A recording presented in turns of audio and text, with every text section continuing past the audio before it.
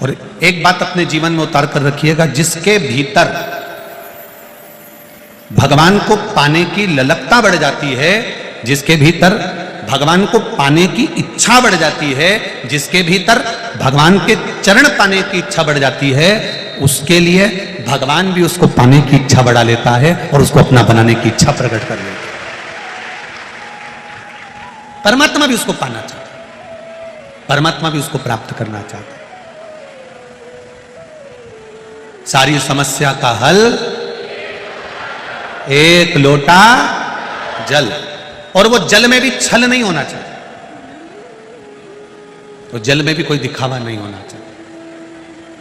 आप हृदय से, दिल से, मन से, भाव से भगवान को समर्पित करो। एक बात इस कोटेश्वर महादेव की पावन पंच पुष्प शिव महापुराण की कथा में कहना चाहेंगे, बड़े दिल से सुनिएगा, इसको हृदय में उतार कर सुनिएगा। कई लोग कहते हैं गुरुजी शंकर भगवान पर गंगा जल चढ़ाएं तो शिव जी जल्दी प्रसन्न होते हैं, और इतना गंगा जल हमारे पास में नहीं है कि हम रोज शंकर भगवान को गंगा जल चढ़ाने के लिए जाएं। शिव महापुराण की कथा यह नहीं कहती कि आप शंकर भगवान को रोज गंगा जल चढ़ाएं या शिव जी को गंगा जल चढ़ाओगे तो प्रसन्न होंगे। शंकर भगवान की तो कथा कहती है, शिव महापुराण की कथा कहती है, एक लोटा जल जब आप देवादिदेव महादेव को चढ़ा रहे हो, जो शंकर भगवान से स्पर्श हो गया, शिवलिंग से छू गया, वो जल अपने आप गंगा जल बन गया, अलग से जल गंगा जल नहीं, उसको छुआ और वो जल गंगा जल हो गया, छूते ही। बस एक बात अपनी जिंदगी में उतार कर रखिए, जो भी आप देवादिदेव महादेव को दें वो शुद्ध दें। शुद्ध से मतलब जैसा चावल आप खाते हो, शंकर जी को एक चावल का दाना चढ़ाओ तो वो चढ़ाना जो तुम खाते हो, सस्ता नहीं। तुम अच्छा खाते हो तो अच्छा चढ़ाओ, तुम सस्ता खाते हो सस्ता चढ़ाओ, तुम मीडियम खाते हो मीडियम चढ़ाओ। शंकर भगवान की कथा कभी नहीं कहती कि तुम शंकर जी को 1 किलो दूध चढ़ाओ, कि 5 किलो दूध चढ़ाओ, कि 1 कटोरी भरकर शहद चढ़ाओ, कि 1 कटोरी भरकर घी चढ़ाओ, कि 1 कटोरी भरकर शक्कर चढ़ाओ, कि 1 कटोरी भरकर दही चढ़ाओ, कि 1 कटोरी भरकर पंचामृत चढ़ाओ। यह शिव महापुराण की कथा कभी नहीं कहती। शिव महापुराण की कथा इतना जरूर कहती है, शंकर जी को घी भी चढ़ाना, 1 उंगली में लगाकर भी आप चढ़ा रहे हो तो वो घी चढ़ाना जो तुम खाते हो, नकली घी या केमिकल का घी शिव जी को ना चढ़ाना। दूध चढ़ा रहे हो, शंकर जी को वो दूध समर्पित करो जिस गौ माता के दूध को आप पी रहे हो, गौ माता के दूध का आप पान कर रहे हो, उसमें से 1 चम्मच बराबर का भी दूध अगर शिव जी को चढ़ाओगे, शिव उसको स्वीकार करेगा। 1 लोटा भरकर पाउडर से बना हुआ, केमिकल से बना हुआ 1 बाल्टी दूध भी अगर शंकर जी को चढ़ा दोगे तो वो स्वीकार नहीं करेगा। 1 बूंद चढ़ाओ पर शुद्ध चढ़ाओ। शहद चढ़ा रहे हो, जरूरी नहीं कि कटोरी भरकर शहद चढ़ाना, 1 उंगली के पोर के बराबर कटोरी में से पोंछ कर चढ़ा दो, पर जो शुद्ध है, केमिकल का नहीं, नकली नहीं, जरा सा भी अगर चढ़ा रहे हो तो शिव को चढ़ाइए। दही भी कोई केमिकल का बाजार से खरीद कर नहीं, तुम्हारे पास हो तो चढ़ाओ। शंकर भगवान को कोई केमिकल की वस्तु, कोई नकली वस्तु, कोई बेकार चीज शंकर के शिवलिंग पर मत चढ़ाओ। क्यों? हम भगवान शंकर के शिवलिंग का, तुम भी अगर कोई पाउडर लगाती हो तो कंपनी का लगाती हो, अच्छा लगाती हो, कोई क्रीम भी लगाती हो तो कंपनी का लगाती हो, अच्छी लगाती हो, तो भगवान को हम नकली कैसे दे दें? बाजार का हल्का शिव जी को कैसे दे दें? हम ये नहीं कहते कि कटोरी भरकर चढ़ाना, हम ये नहीं कहते कि लोटा भर के चढ़ाना। इस व्यासपीठ से आज तक कथा करते करते इतने साल हो गए, कभी इस व्यासपीठ से ये नहीं कहा कि तुम लोटा भरकर दूध चढ़ाओ, या लोटा भरकर दही चढ़ाओ, या लोटा भरकर शहद चढ़ाओ, या लोटा भरकर घी चढ़ाओ। बोला कभी किसी ने? इतने सालों से टीवी पर कथा सुन रहे हो, इतने सालों से कभी सुना हो ऐसा बोला हो कि लोटा भर के चढ़ाओ? कभी सुना हुआ? अब हां, दुनिया के लोग भले कुछ भी करें, दुनिया के लोगों का तो क्या किसी का मुंह बंद कर सकते हो? माता जानकी के लिए अपशब्द कह दिया, सीता मैया वापिस अयोध्या में आ गई फिर कह दिया, तो दुनिया का मुख तो बंद करना बड़ा कठिन काम होता है। कभी इस व्यासपीठ से नहीं कहा कि एक लोटा भर के दूध चढ़ाना, एक लोटा भर के दही चढ़ाना, एक लोटा भर के शहद चढ़ाना, एक लोटा भर के घी चढ़ाना। शंकर भगवान के शिवलिंग पर जो चढ़ाना एक बूंद के बराबर भी चढ़ाना, तो केमिकल वाला नहीं, नकली नहीं। जैसा तुम खाते हो वैसा चढ़ाना, जैसे तुम रहते हो वैसा रहना। फूल भी नहीं है, चावल का दाना चढ़ाना। इस व्यासपीठ से बार बार कहा, कुछ भी नहीं है, जल भी नहीं है, तो उसके मंदिर को बस प्रणाम कर लेना। यह भी नहीं बन सके तो उसके दरवाजे के सामने से मुस्कुरा कर निकल जाना, तो तब काट देता है। और उसके दरवाजे के सामने से मुस्कुरा कर भी नहीं जा सकते तो उसके शिखर का दर्शन कर लेना। शिखर दर्शनम सर्व पापनाशनम, उतने में भी वो कल्याण कर देता है। केवल उसका दीदार, केवल उसका दर्शन, केवल उसका आनंद हमारे जीवन को सुख दे जाता है, आनंद दे जाता है। कल कोई कह रहा था, गुरुजी कोई टीवी पर महाराज जी बोल रहे थे कि नारी को शिवलिंग नहीं छूना चाहिए, या ऐसा नहीं करना चाहिए वैसा। हम कहते हैं जिसने शिव महापुराण कभी पढ़ा नहीं, जिसने शंकर के तत्व को नहीं जाना, गीता प्रेस गोरखपुर की शिव महापुराण की किताब लेकर आइए, पुस्तक लेकर आइए, उसके विद्धेश्वर संहिता का 75 नंबर का प्रश्न निकालिए। उसमें एक एक चीज मिल जाएगी कि शंकर को चढ़ा हुआ पदार्थ कैसे खाना चाहिए, शिव जी पे चढ़ा हुआ जल पीने के कितने दोष मिल जाते हैं। शंकर भगवान को जब कोई स्त्री, कोई पुरुष, कोई नारी, कोई बच्चा, कोई बूढ़ा केवल स्पर्श कर लेता है तो 84 लाख योनियों में फिर जन्म नहीं होता है। यह शिव पुराण का है। अब गीता प्रेस गोरखपुर की सुपरांट तो तुम्हें कहीं पे भी मिल जाएगी, बाजार से खरीद लो, मंगवा लो, उसको पढ़ो, उसका स्मरण करो। कहने वाला कहता रहे, महाराज केमिकल की वस्तुएं, नकली वस्तुएं कोई शंकर भगवान पर समर्पित मत करो, क्योंकि शिवलिंग पर जब हम समर्पित करते हैं तो शंकर भगवान को भी कष्ट होता है। शुद्ध चढ़ाओ, एक दाना चावल का चढ़ाओ। कभी इस व्यासपीठ ने नहीं किया कि एक बोरी चढ़ाओ या 1 किलो चढ़ाओ या 250 ग्राम चढ़ाओ या 50 ग्राम चढ़ाओ। सुना ना जीजिए, तुमने हमेशा कहा एक चावल का, बोलो बोलो जम के, दाना। और बेलपत्री भी क्या कहा कि जो शंकर पे चढ़ी हो वही धो के चढ़ा दो। नहीं है ना तुम्हारे पास, कोई बात नहीं। माता के गर्भ से जब जन्म लिया था तो कौन सी तुम कोई चीज लेकर आए थे? ये 2 हाथ थे, शीश था, मुख था, नेत्र थे, नासिका, श्रवण शक्ति, पांव, सब जो परमात्मा ने तुमको दिया है। बस मेरे भोलेनाथ कहते हैं, जो मैंने तुझे दिया है तू मुझे दे दे और कुछ मत दे, मैं तेरा हो जाऊंगा। जो मैंने तुझे दिया है, मुख दिया भजन कर, नेत्र दिए दर्शन कर, कान दिए श्रवण कर, शीश दिया मस्तक झुका ले, चरण दिया जहां शिव पुराण की कथा हो और कोटेश्वर जैसा धाम हो वहां दौड़ कर चले जाना, दर्शन कर कर।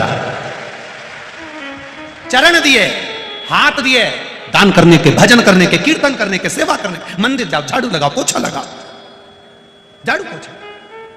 अरे कितना पुण्य है, कितना पुण्य।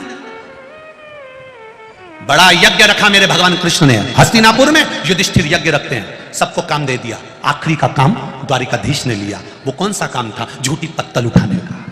आज के जमाने में बहू से कह दो, बच्चों से कह दो, बड़े बड़े पढ़े लिखे लड़कों से, कॉलेज पढ़ने वाले लड़कों से कह दो कि जा थाली उठा के रख के आ, जा झूठी पत्तल उठा, जा ये उठा, नहीं उठाता, क्योंकि हम संस्कारों से वंचित रख दिए उनको। संस्कार दीजिए। 20 वर्ष तक माता पिता बच्चे को राम बनाने की चेष्टा करते हैं और 20 दिन की कुसंगति बेटे को रावण बना देती है।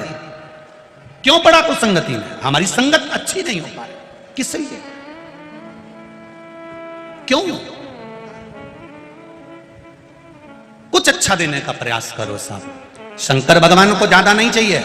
शिव जी को कोई कहे कि 5 किलो दूध चढ़ाओ ने, 10 किलो दूध चढ़ाओ ने, 25 किलो दूध चढ़ाओ, कोई कहे 70 चढ़ाओ, कोई कहे घी 2 किलो चढ़ाओ, कोई कहे कि इनको शहद 1 किलो चढ़ाओ। शिव पुराण कहती है कण का मात्र भी चढ़ाओगे, जरा सा, केवल 1 बूंद भी चढ़ाओ तो केमिकल का मत चढ़ाओ, असली चढ़ाओ। जब तुम असली उसको दोगे, क्योंकि दुनिया बड़ी विचित्र है। खुद को खाने के लिए अच्छा घी चाहिए और जब पंडित जी पूजन कराने आए तो उनको 25 रुपए किलो वाला घी चाहिए। दुकान पे जाकर के देते किराने वाले के यहाँ, नवरात्रे का हवन है हमारे यहाँ। नवरात्रे का हवन है, हाँ, देवी जी का हवन है तो हवन का घी दे दो। क्या बोले? बोलो बोलो रीजी जी, हवन का घी दे दो। अब हवन का घी दुकान वाले ने ऐसा निकाल के दिया, ऐसा निकाल के दिया कि 25 बार गर्म कर लिया तो भी वो कल्ला पत्थर की पत्थर ही रहा।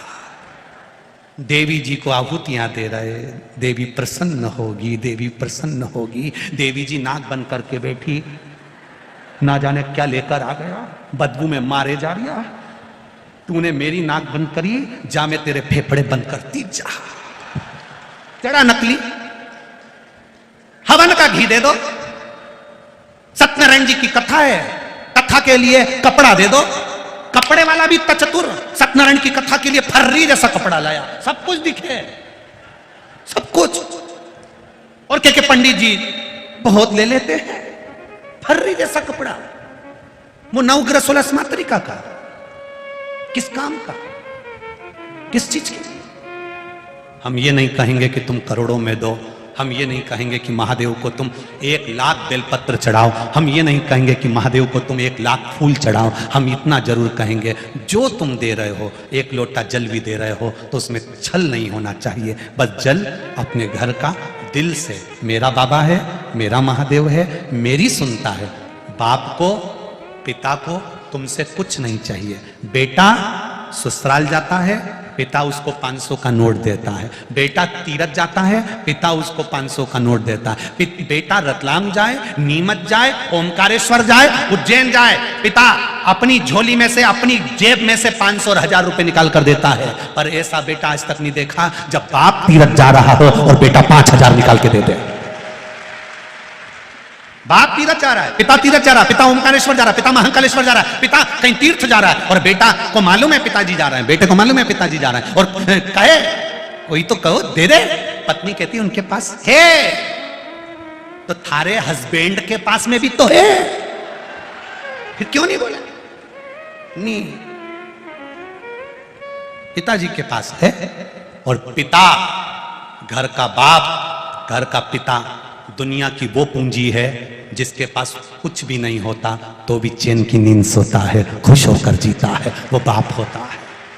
बच्चों को देता है, ले ले ले छोड़ दिया, पर खुद भूखा रह जाएगा, पर बच्चों को नहीं रखता।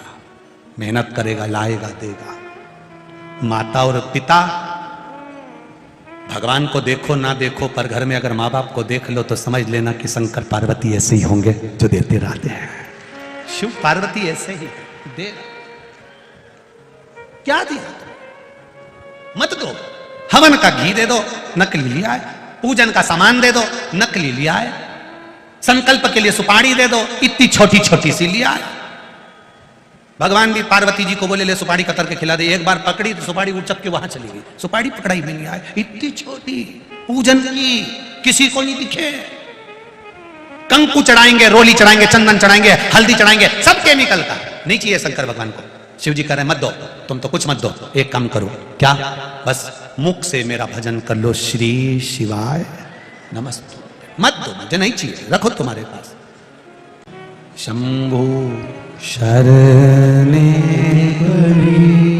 मांगू घड़ी रे घड़ी, दुख कारो दया करी दर्शन आपो, दया करी दर्शन आपो। आप करो उसका गुणगान, आप करो उसका भजन। सती मैया का जन्म हुआ, शिव जी में विलीन हो रही हैं, तब साधना करी, शंकर भगवान के साथ विवाह हो गया। शंकर सती का विवाह हुआ, शिव जी सती मैया को कुंभज बाबा के यहाँ, अगस्त ऋषि के यहाँ कथा सुनाने ले गए। कथा सुनाने ले गए, सती जी का मन नहीं लगा, चित्त नहीं लगा। बहुत कठिन है मन को लगाना।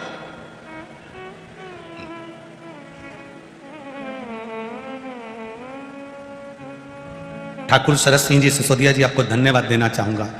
आपके कारण आज कम से कम ये लाखों भक्त शंकर की कथा में अपना मन तो लगाए हैं। एक बार जोरदार ताली बजाएं। बहुत सारे चित्त तो लगा है, मन तो लगा है, इस भक्ति को वहां परमात्मा तक लाए तो।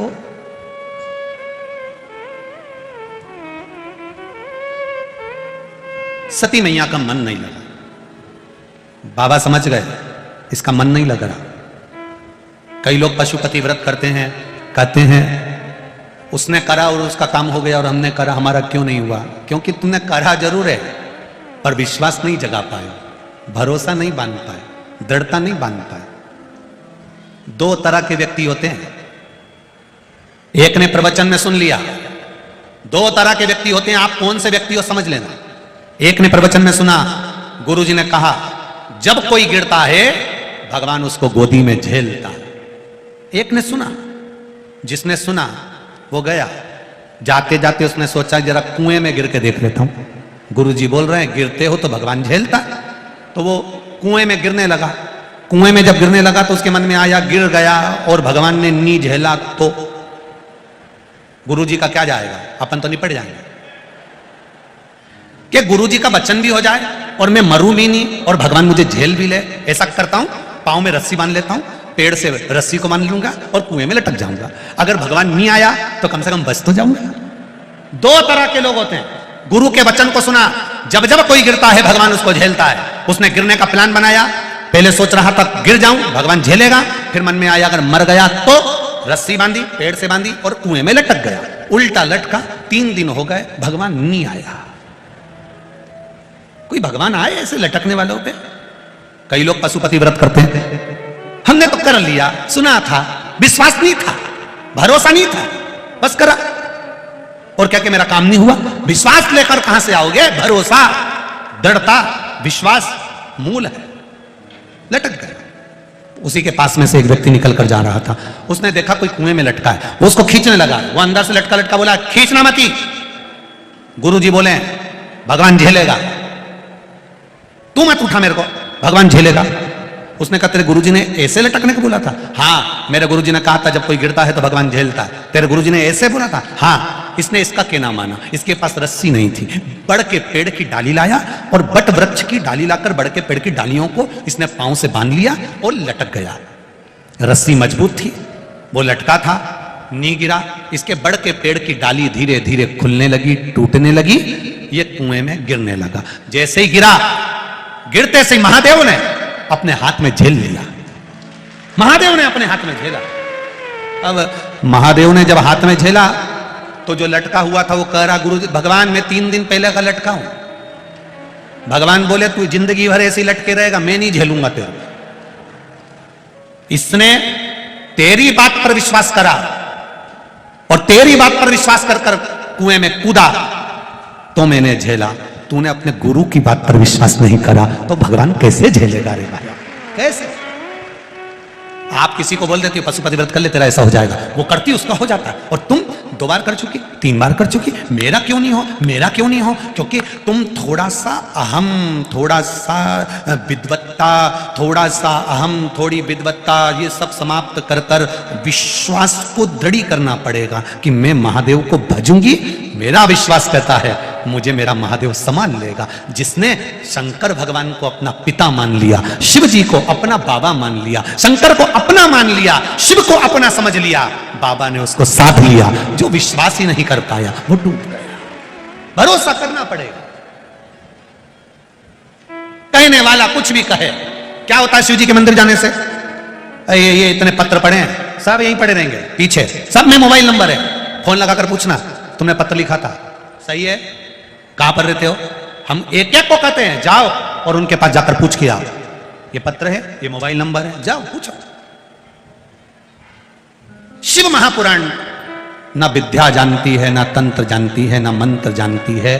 शिव पुराण ना कोई ऐसा चमत्कार जानती है जिससे तुमको कुछ मिल जाए। शिव पुराण तो इतना जानती है, जिसने 1 लोटा जल चढ़ाया और विश्वास के साथ चढ़ाया, मेरे भोलेनाथ ने उसकी झोली खुशियों से भरकर भेज दिया। इतना जानती है, इसके सिवाय कुछ नहीं।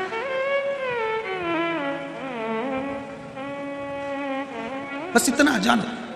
भरोसा कितना है? एक किसान अगर खेती करने के लिए जाता है, फसल बोने के लिए जाता है, उसका भरोसा होना चाहिए कि मैंने जो बीज डाला है ये बीज उगेगा, ये मेरा विश्वास कहता है। दुनिया के लोग कह रहे हैं ये बीज अच्छा नहीं है, ऐसा नहीं है, वैसा नहीं, नहीं, मेरा विश्वास कहता है उगेगा। आपका भरोसा अगर पक्का है तो बंजर भूमि में भी फसल हो जाती है, और विश्वास पक्का नहीं है तो बंजर भूमि में क्या, खुद की अच्छी प्याऊ भूमि में भी फसल नहीं हो पाती है। विश्वास को दृढ़ करना पड़े, भरोसे को पक्का करना पड़े। आया समय,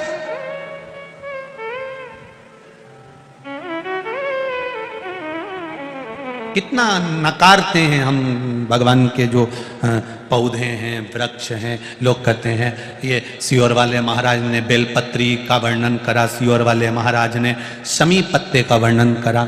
शमी जिसमें कांटे लगे होते हैं, जिसको लोग खेजड़ी कहते हैं राजस्थान में। शमी जिसमें कांटे लगे हैं, जिसको लोग खेजड़ी कहते हैं।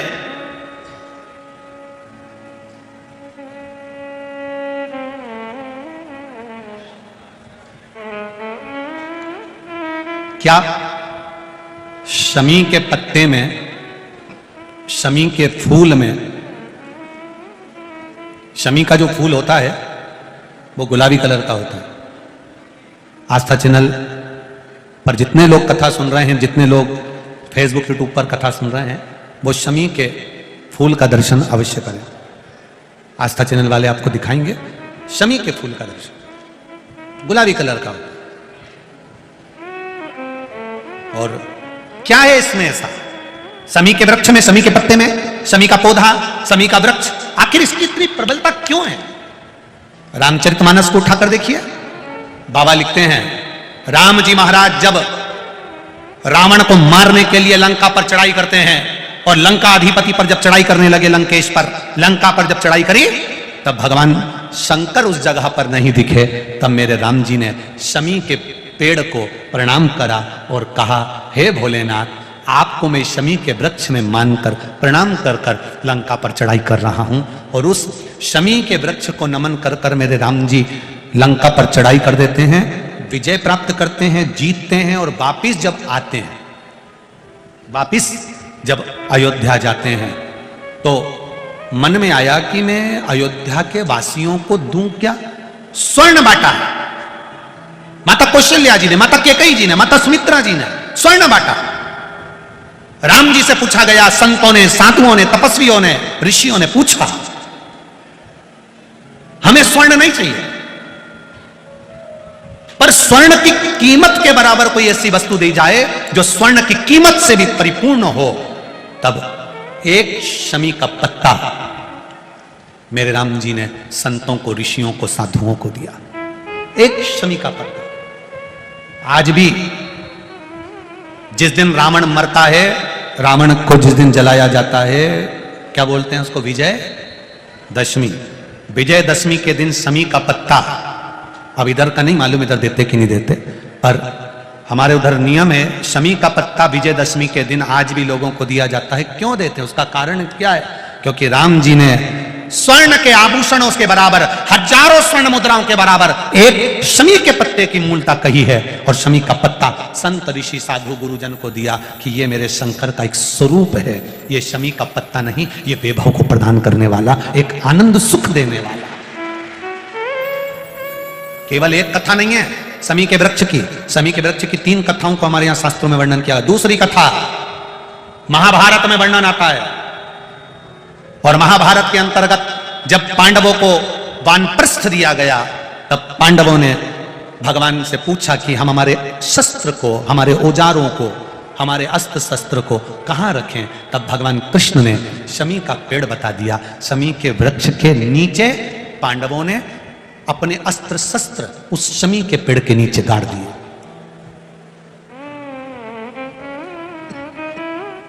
शमी के वृक्ष के नीचे अस्त्र शस्त्र को गाड़ा गया। जब वानप्रस्थ पूरा हो गया, पांडव वापिस आए, शमी के पेड़ के नीचे खोदा गया, और खोदने के बाद अस्त्र शस्त्र निकाले गए। और अस्त्र शस्त्र निकालने के बाद पुनः भगवान कृष्ण ने पांडवों को दिए।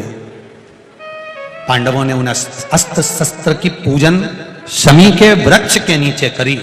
तो भगवान कृष्ण ने कह दिया, आज आपने पूजन करी है, विजय दशमी का जो दिन होगा, लोग अपने घरों में शस्त्र की पूजन करेंगे, शमी के पत्ती का स्मरण करेंगे, उसके घर में कभी संपदा की कमी नहीं होगी और वीरता का आनंद होगा। वो शमी पत्र है। क्या है ऐसा शमी पत्ते में, शमी के पुष्प में? तीसरा वर्णन आया। एक बार महर्षि वर्तंतु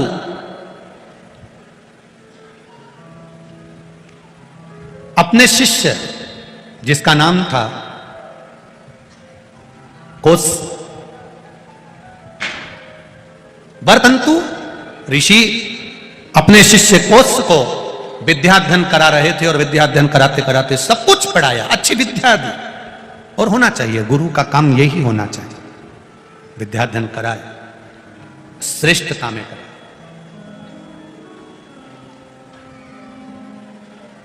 श्रेष्ठता। अब वरतंतु ऋषि ने जब अपने शिष्य कोस को विद्याध्ययन कराई, सारी विद्या का अध्ययन पूर्ण हो गया, कोस अच्छे पढ़ गए, विद्याध्ययन पूर्ण हो गया, सारे रस तत्व कोस को प्राप्त हो गए, कोस सारी विद्याओं में निपुण हो गया, सारी विद्याओं में निपुण। गुरु ने उसकी परीक्षा ली, वरतंतु ने परीक्षा ली, सब में कोस पास हो गया, सब में पास, सब में उत्तरी।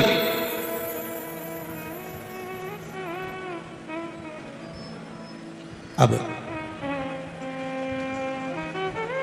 कोस ने आज गुरु वरतंतु जी को प्रणाम करा, नमन करा, और नमन कर कर वहां से जाने लगे तो वरतंतु ऋषि ने रोका कोस को, कोस रुको, जी गुरुदेव आज्ञा दीजिए। गुरु जी ने आज्ञा दी कि एक काम करो, तुमने विद्या अध्ययन करी है पर हमको विद्या अध्ययन करने की भेंट नहीं दी है। गुरु जी आप आज्ञा करो, मैं आपको क्या भेंट दे दूं? आप आज्ञा तो करो, मैं आपको दूं क्या? क्या प्रदान करूं मैं आपको, आप बोलिए।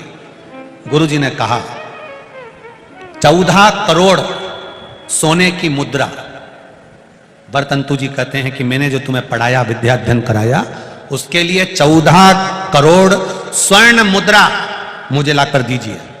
कोस की आंख में से आंसू बहने लगे। गुरुवर, मैं एक साधारण सा ब्राह्मण का बालक हूं, साधारण सा ब्राह्मण का बालक हूं, और 14 करोड़ सोने की मुद्रा में विद्या अध्ययन करने के लिए, या मैंने जो पढ़ाई करी या विद्या अध्ययन करी उसके लिए मैं 14 करोड़ सोने की मुद्रा कहां से दे सकता हूं? कैसे दे सकता हूं? नहीं नहीं नहीं, तुमने पढ़ाई करी है तो तुम्हें 14 करोड़ सोने की मुद्रा मुझे गुरु दक्षिणा में देना पड़ेगी। 14 करोड़ सोने की मुद्रा मुझे लाकर दो। कोस की आंख में जल भरा हुआ था, मैं ब्राह्मण का बालक हूं, कहां से लाकर दूंगा साहब? कैसे लाकर दूंगा मैं? कैसे लाऊं? कहां से लाऊं? कोस आंख में आंसू भरकर रोते रोते राजा रघु के पास चले। राजा रघु, जिनसे रघुवंश बना था, जिससे रघुकुल की रीत रखाई थी, उस राजा रघु के पास में कोस ब्राह्मण पहुंच गया। कोस की आंख में आंसू भरे हुए हैं, आंखों में जल भरा हुआ है। एक शमी की पत्ती, एक शमी के पुष्प का महत्व क्या होता है उसको जरा अच्छे से समझना। यह शंकर भगवान के 3 नंबर का पुष्प का वर्णन चल रहा है, शमी के पुष्प का। पहला वाला कौन सा था? पारिजात। दूसरा कनेर। आज कौन सा चल रहा है? शमी। इसके महत्व को जरा ध्यान से समझिएगा। यहां तक शमी के फूल का महत्व कहा गया है। कोई 24 घंटे भी अगर मदिरा में डूबा रहता है, नशे में डूबा रहता है, चाहे वो मदिरा का नशा हो, चाहे वो किसी चीज का भी नशा हो, उस तक के लिए शमी का पुष्प बड़ा कारगर बन जाता है। शिव जी को बस कहां चढ़ाना है और उसका प्रयोग कैसे करना है, वहां तक लाभ कर जाता है हमारा। कितना भी मदिरा में डूबा व्यक्ति, वहां तक के लिए ये शमी का पुष्प और शमी की पत्ती कारगर। वैभव के लिए तो है, संपदा के लिए तो है, धन के लिए तो है, पर शमी की पत्ती की महत्वता, पुष्प की महत्वता कोई साधारण नहीं है। कोस रो रहा।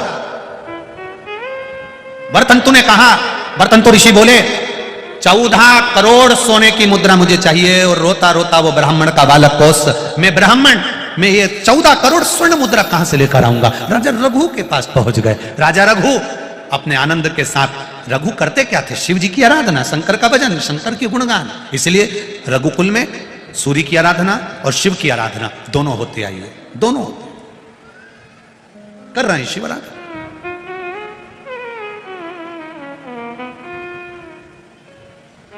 बाबा का गुणगान, बाबा का स्मरण जपते कोस राजा रघु के पास पहुंचे। राजा रघु शिव जी की भक्ति में लगे थे, पूजन से उठे। जैसे ही उठे, कोस ने हर हर महादेव जम के चिल्लाया, हर हर। जैसे ही कोस हर हर महादेव चिल्लाए, राजा रघु की दृष्टि पड़ गई। राजा रघु ने देखा, और राजा रघु की दृष्टि जब पड़ी, तो दृष्टि पड़ते ही राजा रघु ने कोस को पास में बुलाया। ए बालक, इधर आओ। ब्राह्मण देवता, जरा इधर आइए। ब्राह्मण देव आइए। ब्राह्मण पधारे। राजा रघु शिव मंदिर से बस बाहर निकले ही थे, राजा रघु ने कोस को हाथ जोड़कर निवेदन करा, आप कौन हो, कहां से आए हो, क्या चाहते हो, कैसे आना हुआ, बताओ। कोस ने बस आंख से आंसू लगातार बह रहे हैं, आंख से आंसू झड़ रहे हैं, और कोस रो रहा है। सब कुछ झूठा हो सकता है, पर नेत्र का अश्रु झूठा नहीं होता। दिल में कहीं ना कहीं चोट लगी होती है, तभी आंख में आंसू आ ही जाता है। कहीं चोट लगी होती है, हृदय में कहीं ना कहीं चोट लगी, अश्रु आया। पर कली काल में, कलयुग में कुछ लोग ऐसे भी होंगे जो झूठा भी रो लेते होंगे, उनका भी कोई ठिकाना नहीं है, क्या करें। पर झूठे आंसू अलग दिख जाते हैं, हृदय से रोया हुआ जीव अलग दिख जाता है। कोस ब्राह्मण के बालक हो तुम, तुम्हारे मस्तक का त्रिपुंड बता रहा है, तुम्हारी शिखा बता रही है, तुम्हारा परिधान बता रहा है, कंधे पर पड़ा हुआ यज्ञोपवीत बता रहा है, दुर्बल शरीर बता रहा है।